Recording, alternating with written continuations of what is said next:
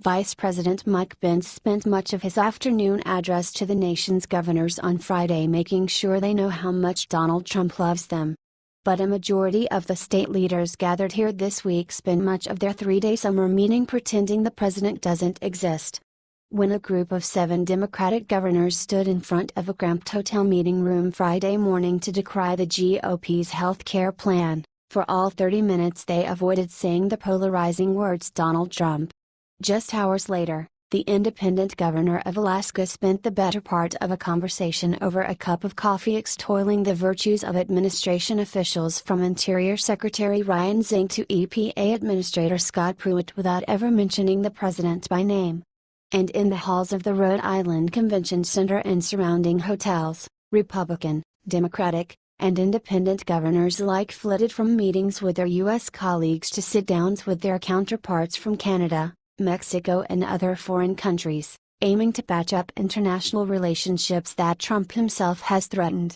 At the tail end of the National Governors Association's three-day summer meeting, the lengths to which the country's state executives went to sidestep the issue of the disruptive president underscored just how much the current Oval Office occupant has rewired the political environment, confounded its participants and upended their usual way of doing business. For many of them, the safest play is to avoid the matter altogether.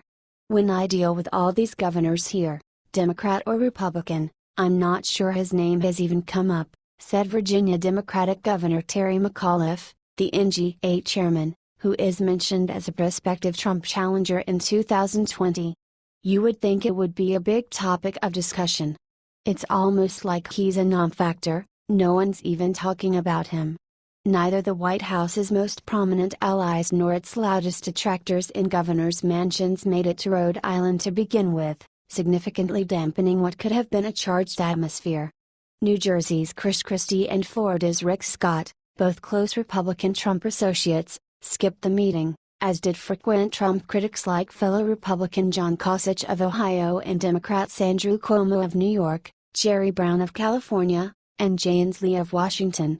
Instead, Trump's uneven relationship with other governors was in the spotlight.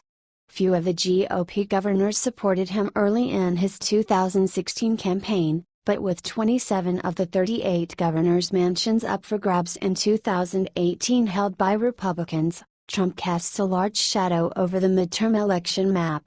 Some red state governors have rushed toward him with open arms, while GOP state executives in Democrat-heavy states, like Illinois Bruce Rauner, Massachusetts Charlie Baker, and Maryland's Larry Hogan, have strained to avoid mentioning him altogether. At the summer meeting, Republican governors from states that have expanded Medicaid sought to avoid committing themselves to either side of the pitched health care debate on Capitol Hill, while the Democrats in attendance urged bipartisanship, resisting the urge to knock the White House that's been pushing the measure. There is a sense, with most of the things we deal with on a day-to-day basis, we can deal with them now in the states, said Tennessee Republican Governor Bill Haslam, insisting that the governor's common refrain about their political independence is still true. Without waiting around for an answer out of Washington. Indeed, on policy after policy, governors whistled past the White House. When it came to trade, they aligned themselves with counterparts from Canada and Mexico, many of whom traveled to Rhode Island for that specific purpose, in a bid to get distance from the White House and present an otherwise united North American front just 1 month before NAFTA's renegotiation begins. As Trump continues entertaining protectionist ideas like removing the country from NAFTA altogether or slapping tariffs and other import restrictions on trading partners, many governors have directly reached out to foreign capitals to create working trade relationships. That strategic circumventing of the West Wing is reassuring to our allies, said Arkansas Republican Governor Russell Hutchinson, pointing to $2 billion worth of Chinese investments in his state as an example of what's at stake. This is a big deal for us. The very presence of Canadian Prime Minister Justin Trudeau at the event, the first ever visit of a foreign leader to the NGA meeting, thrust into the spotlight Canada's efforts to move beyond Trump's rhetoric about reshaping the country's trade regime, aiming to work at the state level to encourage bilateral trade and protect NAFTA. Asked whether such an effort was sensible given the anti-free trade sentiment emanating from Trump's White House, Nevada Republican Governor Brian Sandoval didn't hesitate. "Of course it makes sense.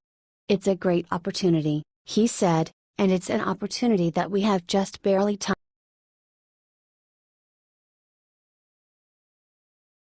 45 After Dark Not Done Yet edition. Turns out Donald Trump Jr.'s meeting wasn't just with a Russian attorney. It also included a Russian-American lobbyist who U.S. officials consider a Russian intelligence operative.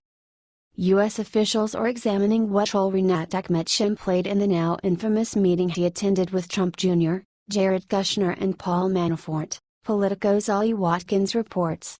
A former Soviet counterintelligence official, Akhmetshin told the Associated Press on Friday that he had attended the Trump Tower meeting that was arranged by Trump Jr. Akhmetshin's acknowledgement added a fresh layer to a story that has bedeviled the White House all week, damaging their claims of transparency and forcing key staff, like Kushner, to focus on Russia. For his part, the president's son-in-law changed his legal team on Friday afternoon, with Jamie Gorelick stepping back and Abay Lowell taking charge of the inquiry. Gorelick will still represent Kushner on other matters but said the shakeup came at his instance. Kushner has shuffled his legal team at a time of high tension and increasing scrutiny over his participation in the meeting. Elsewhere in President Trump's orbit, big hitter, the White House is adding Washington lawyer Ty Cobb, a relative of the legendary Detroit Tigers ballplayer, to its legal team to handle legal and media responses to Russia probes. Bloomberg, lots to parse. President Trump's campaign digital director, Brad Parscale, will voluntarily meet later this month with the House Intelligence Committee, one of the bodies investigating Russia's role in the 2016 election.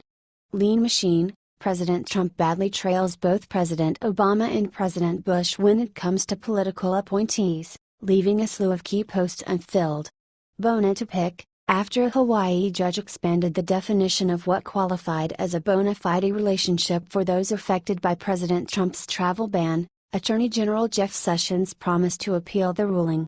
Let's begin. Republican leaders are pushing to at least begin debate on stalled healthcare legislation and aren't yet focused on getting the votes needed for passage. There you have it. You're caught up on the Trump administration. Happy Friday. Winter is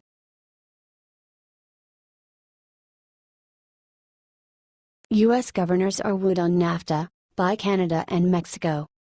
President Donald Trump has vowed he'll pull out of the North American Free Trade Agreement if he doesn't get the changes he wants.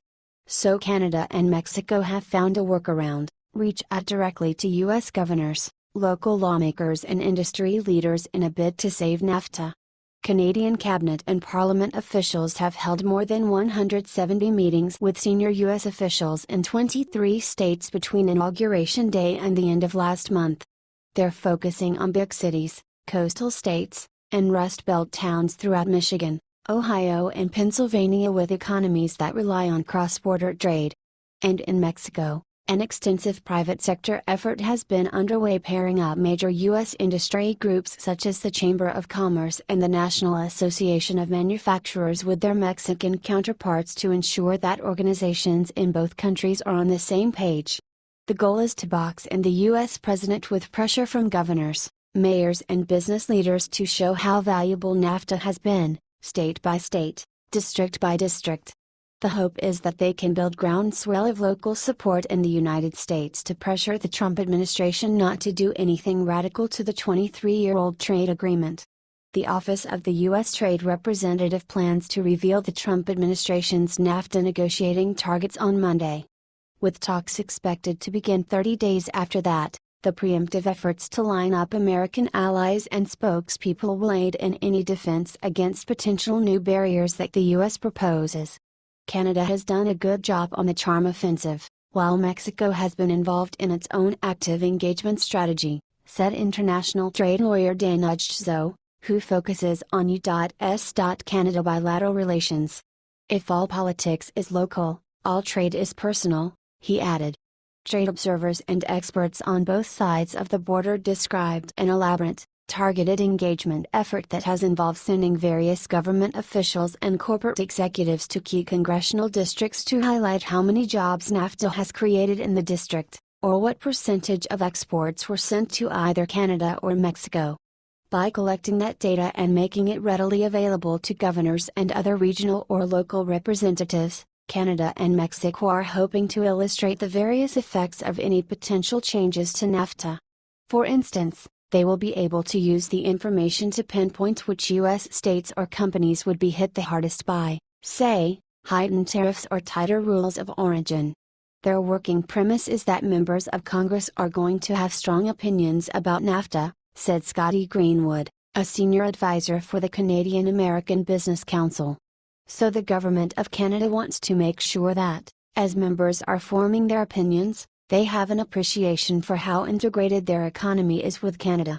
The effort continued into the National Governors Association's annual summer meeting in Providence, RI, this week, where Canadian Prime Minister Justin Trudeau gave an impassioned keynote address on Friday, emphasizing the need to preserve a trade deal and a bilateral trade and investment relationship that supports millions of North American jobs. The relationship between our countries is historic. It is a model to the world, Trudeau told the governors. It is of critical importance for people on both sides of the border that we maintain and indeed improve it. We must get this right, he added. Canadian Foreign Minister Chrystia Freeland also attended the event, during which Trudeau sat down to talk trade one-on-one with a series of governors over the course of a single afternoon, including Iowa's Governor Kim Reynolds, a Republican, and Colorado's Governor John Hickenlooper, a Democrat. Across the hall, state and provincial level groups from both Canada and Mexico gathered with their U.S. counterparts to present a trilateral, united front ahead of the start of the talks. The joint appearance is aimed in part to present a united front, that they want to preserve a robust trade relationship regardless of conflicting messages coming out of the White House.